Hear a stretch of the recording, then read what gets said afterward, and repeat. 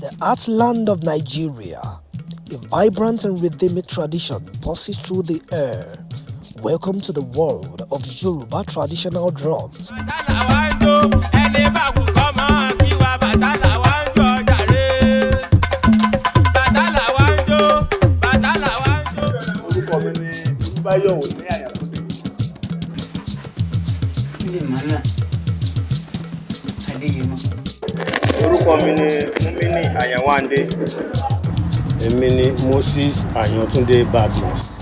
A powerful and enchanting form of musical expression that has captivated generations from centuries. Yoruba traditional drums come in a mesmerizing array of shapes and sizes, each with its own distinct sound and purpose. From the thunderous talking drum, also known as gong-gong, to the resonant batal drums and the commanding dun-dun. These instruments embody the spirit of the Yoruba people.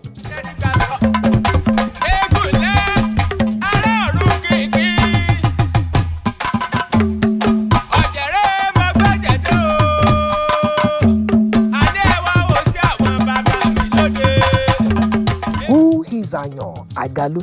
Agalu ni orúkọ ẹni tó bí ìdí àyàn jáde. Òrìṣà ni Agalu yìí. Nígbà tí àwọn òrìṣà ń bọ̀ láti ìpòlú ọ̀run wá sípòlẹ̀ ayé, Agalu yìí ló ń dá wọn nínú dùn. Wọ́n ní ayé ìgbà náà, kì í ṣe pé bí ìlú ṣe wà nílé yìí. Ó ní bí wọ́n ṣe ń ṣe nígbà tó tún là ní ìdí àbáyé. Ẹ tó dá ìlú nínú ilẹ̀ lápè ní Agalu. Àyàn ni ẹ tí ń lu ìlú. Nínú àwùjọ tó kó lọ́wọ́, àwọn arúnmalẹ̀ tó síwájú wọn wá tí ń lùlù fún tí ń dùn wá nínú ní wọ́n fún un ní àyàn, wọ́n wá di àyàn Agalu. Ayan Agalu, also known as Agalu, is the first person to ever drum. Thus, he is referred to as a spirit. He accompanied spirits, also known as Orishas, to the world of the living with his drums. Then the spirits gave him the name Ayan. The families of drummers those are referred to as Ayan in Yoruba land. Àwọn wo ni wọ́n pè ní ọmọlé aláyàn? Wọ́n ní ọmọlé àyàn.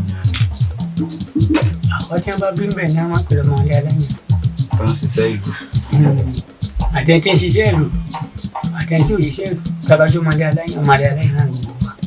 Torí pé gbogbo wa káàkiri ń lùlù, gbogbo àti àwọn bí bẹ́ẹ̀ ṣàǹdó, gbogbo àwọn tí wọ́n bí bẹ́ẹ̀. Ní ọ̀dọ̀ yín onílù, ọ̀dọ̀ yín àyàn, ẹ rí Ayan Agalu gẹ́gẹ́ bí òrìṣà. Bẹ́ẹ̀ni,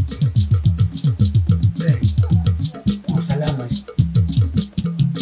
Torí tójú bí wọ́n pé ó ti wò bó ti wà nílẹ̀. Ayan Agalu ò ní méjì. Ìlú kan náà nínú àyàn. Àti kékeré àti nílá àyàn.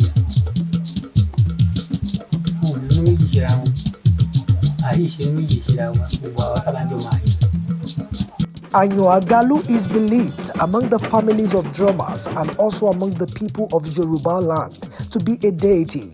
Thus, they worship and pray to his name like every other deities, and he answers his worshippers.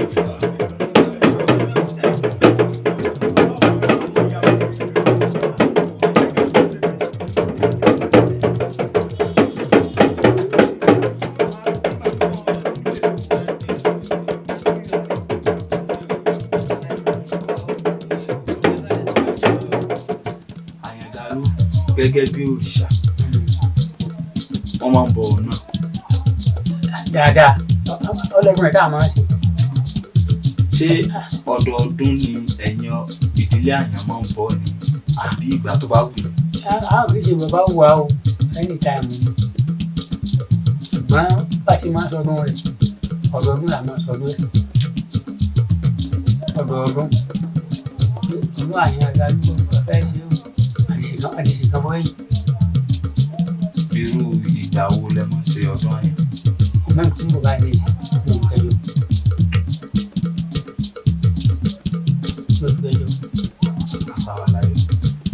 àyàn àdálù ní bíbọ kí ni àwọn nǹkan èròjà tán fi máa ń bọ àyàn àdálù. gbogbo ohun tí tá a ló bọ́ nǹkan jíjẹ náà ni amara tú ara pọ̀ ara èrè adé àkàrà lọ́pọ̀ bẹ́ẹ̀ náà lè kọ́ kẹ́lẹ́ ìyá àgbà yẹn. kàtẹ́nu ń jẹ ní ọ̀dọ̀ àwọn ọlọ́sùn àwọn onífá àwọn oníògùn àwọn oníṣàngó wọ́n ní ojúbọ fún òrìṣà wọn ṣé ojúbọ náà wà fún òrìṣà àyàn àdálù. ó wà ó àwọn wà ó ojúbọ àyàn àdálù wà tá a gbé bọ́ tábàdí àkùkalẹ̀ báyìí náà láàmà ṣe ààyè rẹ̀ ní wà lọ lẹ́kẹ̀jì àkùkalẹ̀ ni tó tábà báyà ní yàrá sí gbúdúgbúdú bẹ̀rẹ̀ àtìkọ́ àti ṣẹ́gbà àti èyí àti gbúdúgbúdú táwọn kalẹ̀ láti bọ̀ àyíká ní ìlú.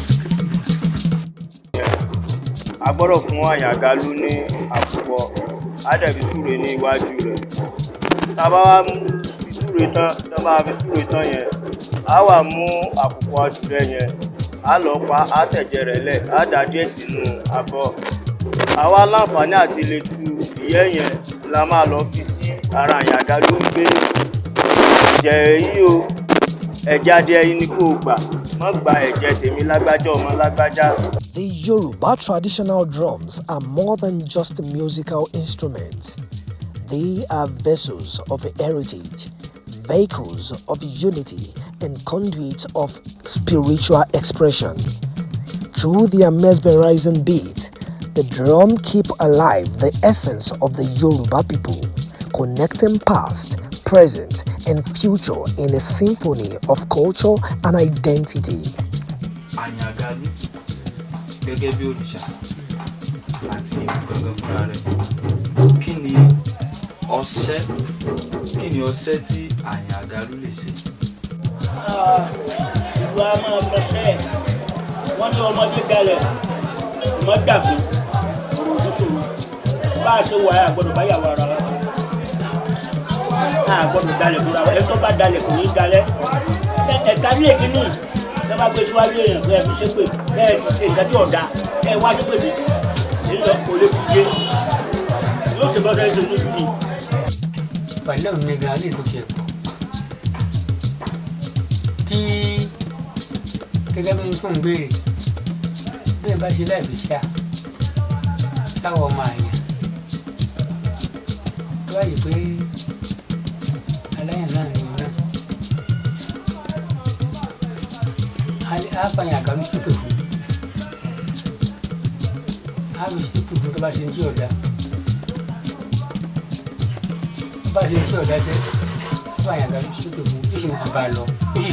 The heart of drumming in Yoruba culture goes far beyond mere entertainment.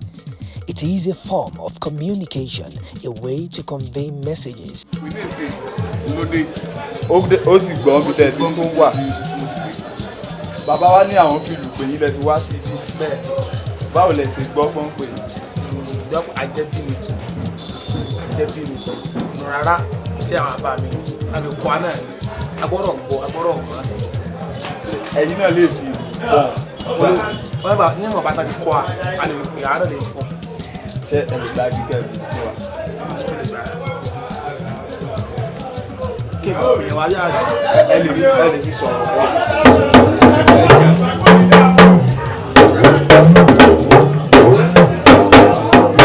lówó pọ̀rọ̀ èlù ọmọ ẹbí jẹ́gẹ́dẹ́. And stories from one generation to the next. Drummers hold a sacred role within the community, acting as historians and storytellers. Their rhythmic beats weaving tales of triumph, love, and ancestral wisdom. The process of making a Yoruba drum is an art in itself. Skilled craftsmen meticulously carve and shape the drum from specially selected logs, transforming raw materials into musical instruments imbued with spiritual significance. Each drum is unique, adorned with intricate patterns and designs that reflect the rich symbolism of Yoruba mythology. Examples of the raw materials used in making drums are logs, omo woods, specially selected animal skins, needles, and so on. Ìtúpalẹ̀ ìlú gangan ni pé a ti ṣe tán báyìí. Ṣẹ̀rẹ̀lẹ̀ okùn yìí, òun ló wà létí ẹ̀ lọ yìí. Òun ló wà létí ẹ̀ lọ yìí. Òun ló lọ báyìí, òun ló lọ báyìí, òun ló lọ yìí. So ìyẹn là ń pè ní ọgán. Ọgán là ń pè kó ṣokùn. Ọgán.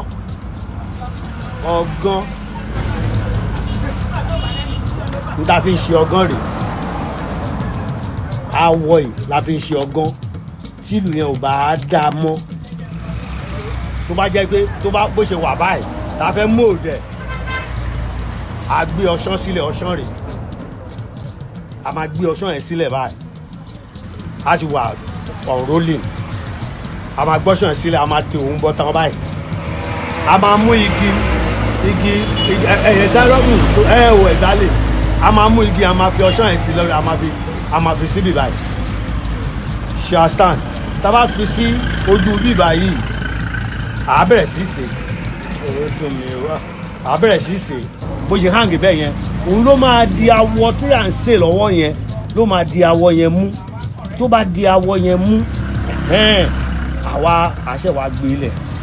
Àwa gbélẹ̀, òun gangan wá dúró bí ìlú. So àwa rọ rírọ rèé o. Àwa rọ. So tí a bá rọ rírọ rèé o. Tá a bá rọ, a máa mú ní méjì ẹ̀ẹ́dẹ̀jẹ̀ mẹ́rin. A bẹ̀rẹ̀ sí rọ. Tó bá wà gbọ́dọ̀ gidi bí lè ṣe wà yìí, a kàn ṣe báyìí. A rọ báyìí. Bá ṣe rọ yẹn, ṣe gbọ́ bó ṣe dún o. Ẹ ti gbọ́ bó ṣe dún. Eléyìí dàbí adjustment. Ó dàbí adjustment. Ẹ máa gbọ́ o. Ṣé ti gbóhùn ẹ̀ bẹ́ẹ̀ yẹn? Ó dàbí adjustment. As the sun sets over the vibrant Yoruba landscape, the echoes of the drums continue to resound, carrying the stories, rhythms, and spirit of a resilient people.